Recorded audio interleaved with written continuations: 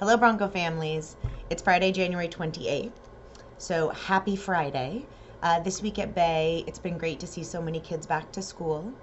Um, as you can see from the letters that go out every day, there is still COVID in our community. But I am glad to say that when I do contact tracing, we're not seeing that it's spreading through our school. So that's great. If you have any questions, please reach out. To my knowledge, the San Lorenzo Unified School District dashboard is up to date as of yesterday.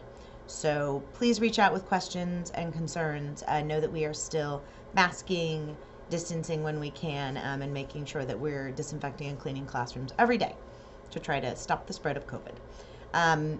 Next week is going to be exciting because we have Black Lives Matter at School Week of Action. And we also have the beginning of African American History Month, and the 100th day of school is Wednesday, and Tuesday is Chinese New Year. So there's a lot going on for the week. I'm excited because our focus for Black Lives Matter at School Week of Action is really about inclusivity and making sure that we're diversifying the voices that are heard in our classrooms and the curriculum that we're using, and making sure that everyone feels included. I sent out the principles in my newsletter last week, and so if you have any questions, please feel free to reach out. Teachers got together as grade levels and they planned their activities for the week, and so it's exciting to be able to go to classrooms and see what's happening. As I said, Chinese New Year is on Tuesday, and so I have a book to read today called Home for Chinese New Year. It's in English and in Spanish, not in Spanish, in English and in Chinese, but I am only going to read the English portion because I don't read Chinese.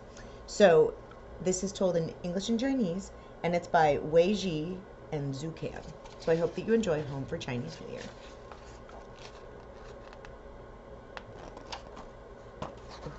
The pages are a little bit sticky. There we go. Home for Chinese New Year.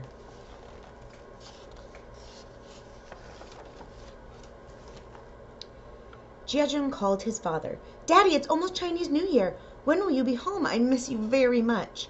Early next morning, Jiajun's father went to the train station to get his ticket. There was a long line by the ticket office. Everyone was trying to get home for Chinese New Year. After he bought his ticket, the excitement of being home in a few days kept him motivated as he worked on the construction site.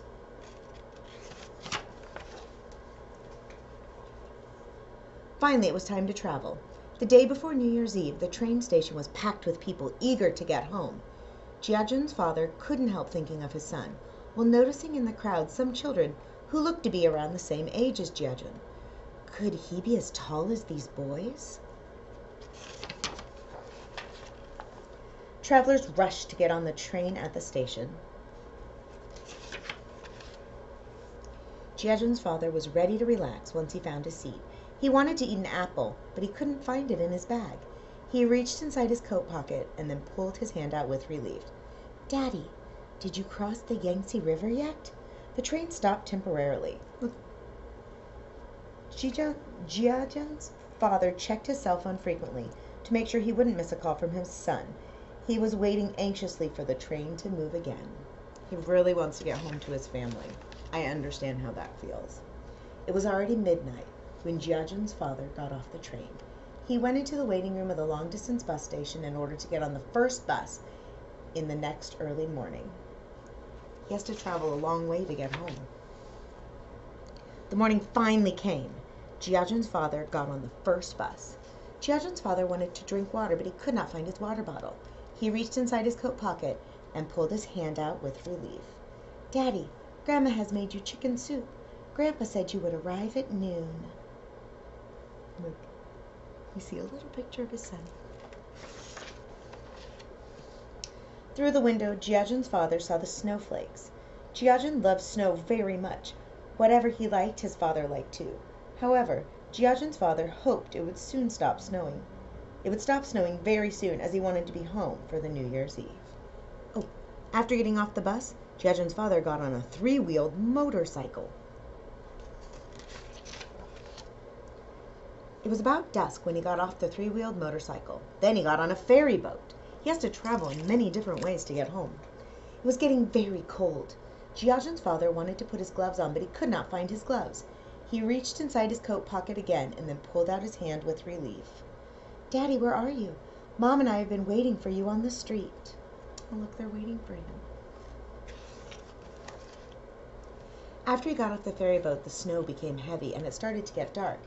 Daddy, Mom asked you to stay at my aunt's house tonight. The weather forecast calls for less snow tomorrow. See you tomorrow. Jiajun's father felt warm and energetic after having a bowl of noodle soup at a local restaurant. Today is New Year's Eve. It is the day for family reunions. I must be home, Jiajun's father thought. Look at that weather. The snow was up to his knees and it was very cold. Jiajun's father decided to trudge on. Suddenly, a gust of wind blew away his scarf. He reached inside his coat pocket again and then pulled his hand out with relief.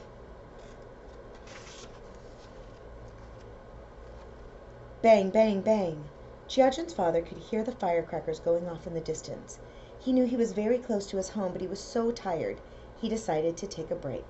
Then he saw a little puppy running towards him. It was Jiajun's little puppy. Wang Wang. He was coming to welcome Jiajun's father home. He must be very close if the puppy can run to him. Jiajun's father finally made it home. Jiajun's father reached into his coat pocket and carefully pulled out a watch. Jiajun was thrilled to receive a gift from his father. He put it on his wrist immediately. Then Jiajun and his father went out to set off firecrackers together. It was time for the New Year's Eve dinner. The whole family sat around the table and had a lovely reunion feast. I'm so glad he made it home.